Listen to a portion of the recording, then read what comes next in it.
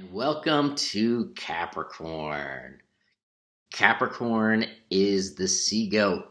The thing about Capricorns are they are a angular sign, so very much like Aries, or Libra, but they are typically stubborn. They're stubborn because they have a certain way of doing things, and they've created a method of doing that thing, right? So Capricorns typically are very good at work, very good at decisions, very good at creating that essence of like who they are. And kind of your Capricorn nature is like, where do you show up at work? It is Saturnian, so it's Saturn. Saturn is the big heavy hitter. It's slow. It takes its time around the zodiac, and it makes its presence known in winter, right? So Capricorn is the start of winter. Aquarius, also ruled by Uranus, is the sign right afterwards. It is a very heavy aspect to kind of go through. What Capricorn is and what's important to Capricorn, we're thinking about what status. We're thinking about business. We're thinking about where do I fit in the grand scheme of things, right? We're talking about Capricorn sits at the top of the chart if we put Aries in the first position. And that means it is the highest of our existence. Like, you create yourself and you show yourself through your work and what you do. What you do is your essence as a human being, especially in our capitalist society. Everyone has value, but not everyone has the same value in the marketplace, as Tony Robbins would say, which is a quote from Jim Rohn, I believe. That's how we kind of get to that point. And so everything that happens in the Capricornian nature is kind of something that builds us up.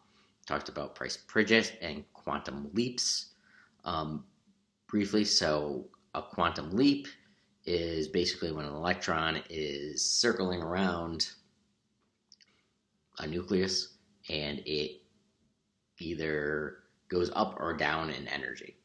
And that's a fixed amount of energy typically. But anyway, it's illustrative, and we want to really kind of think through that process. And so what I really want to focus on today is something that most Capricorns would not find fantastic.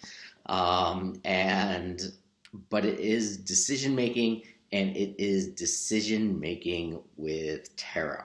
I'm not going to go into the details of tarot, but I'm going to go into the basic 10 card layout, which is referred to as the Celtic Cross.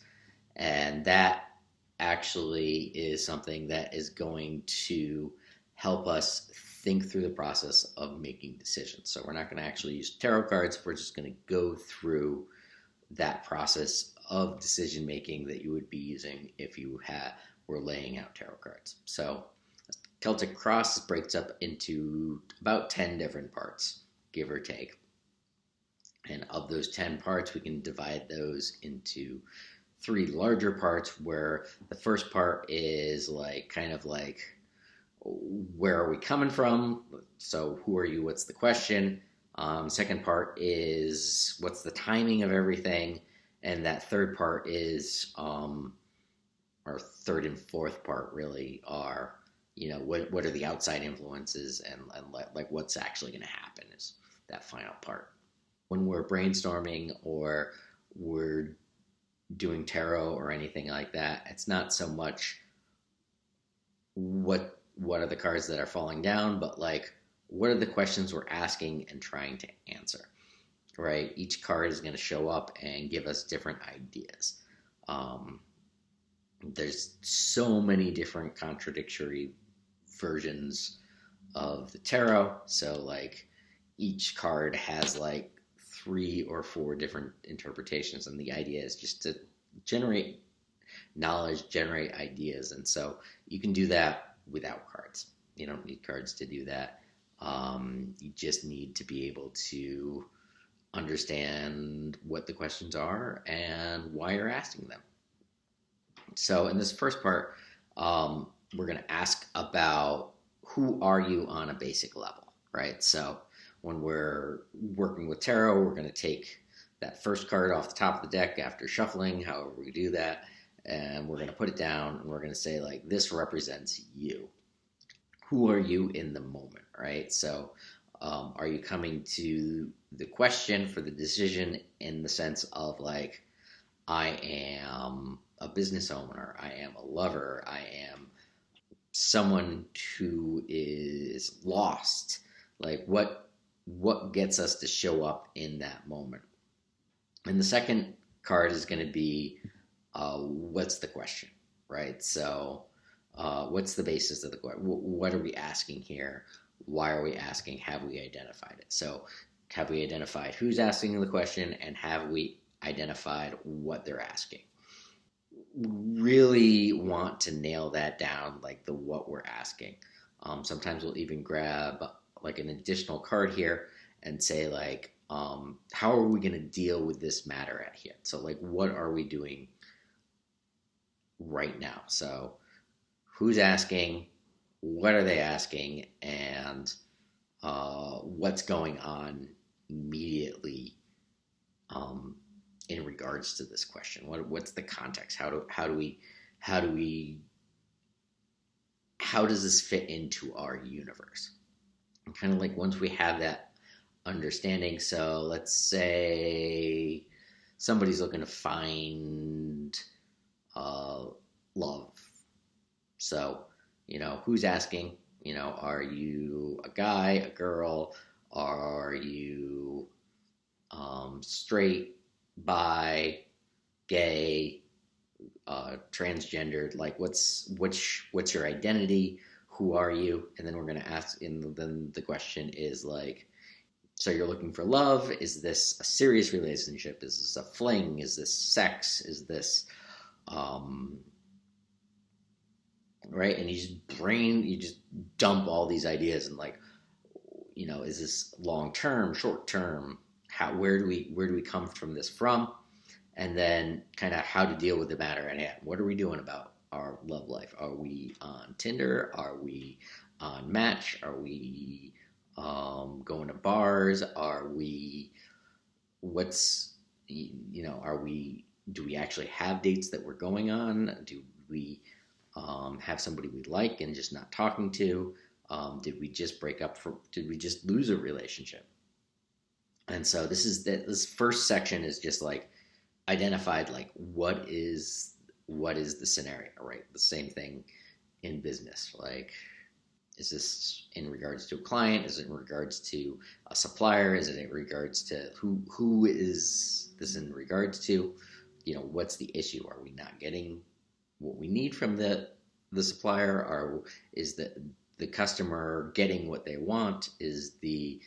And what are we doing to supply the customer or get stuff from the supplier?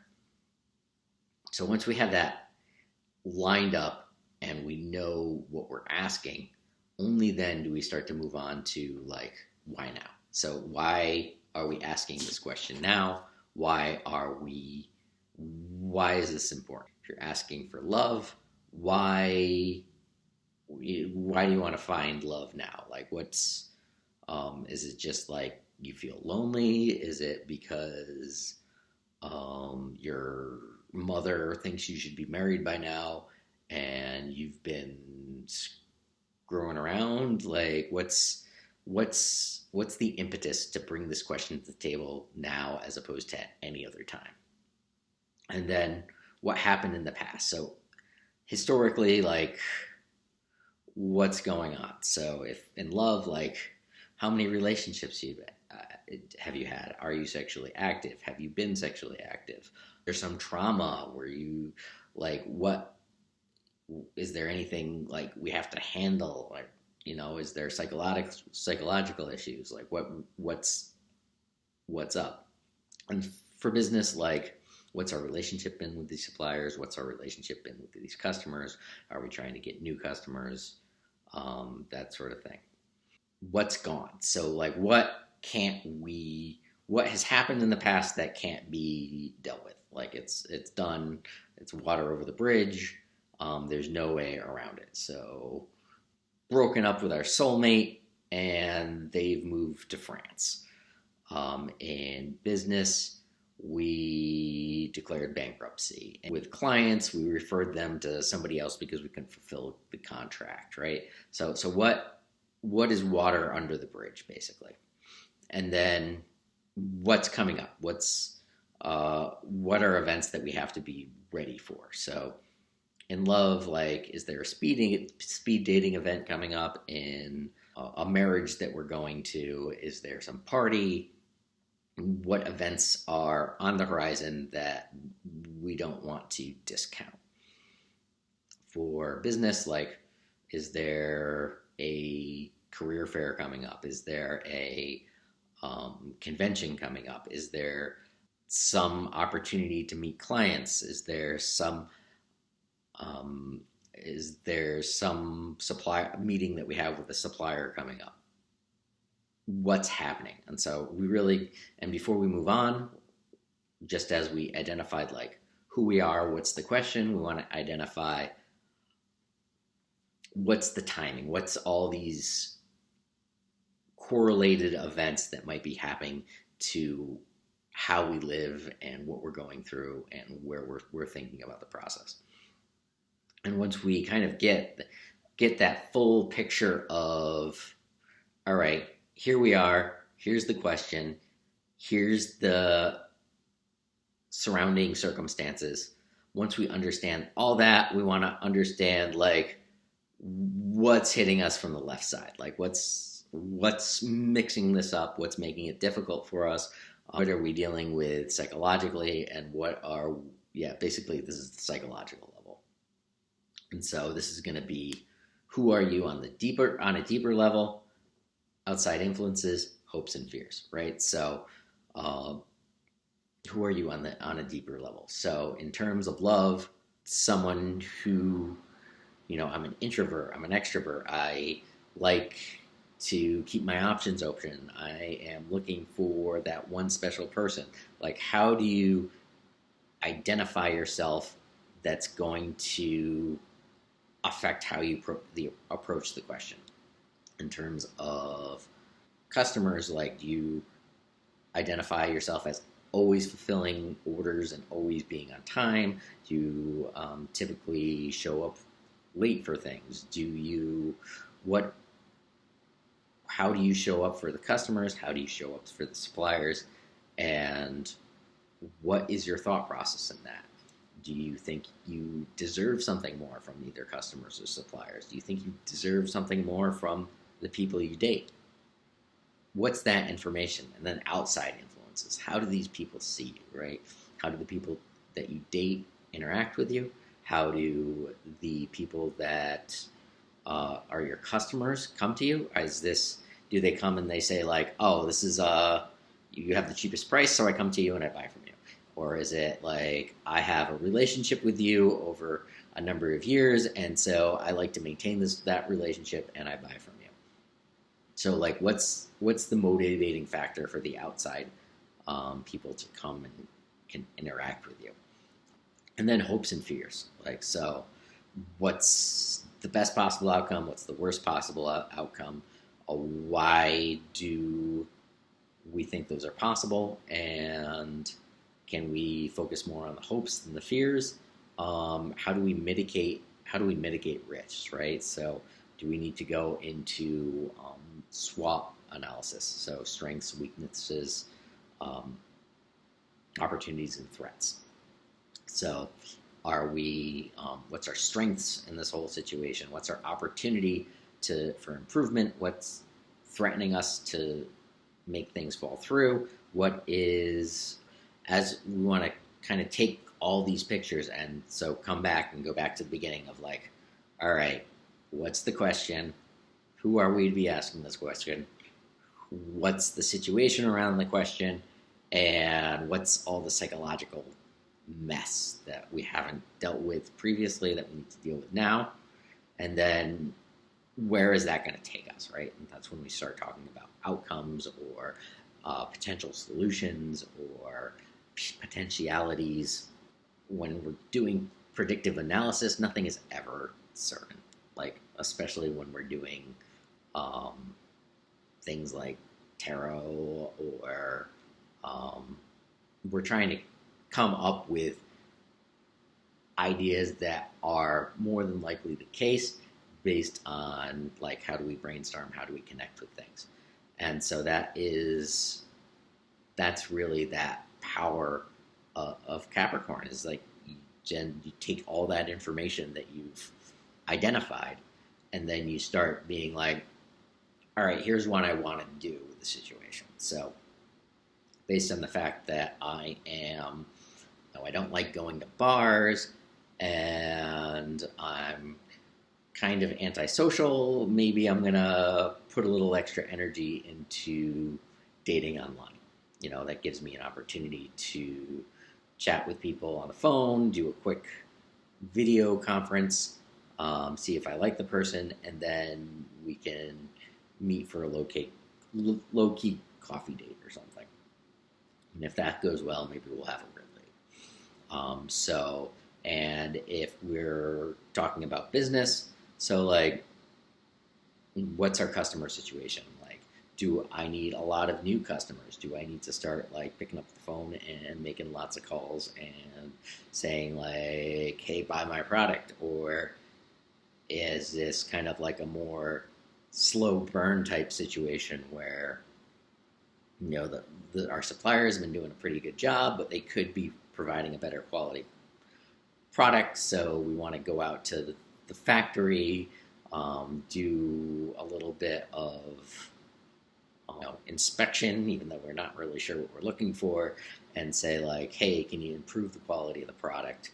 How, once I've considered all these things, how can I bring that to bear towards a solution that's both great for me and the people I'm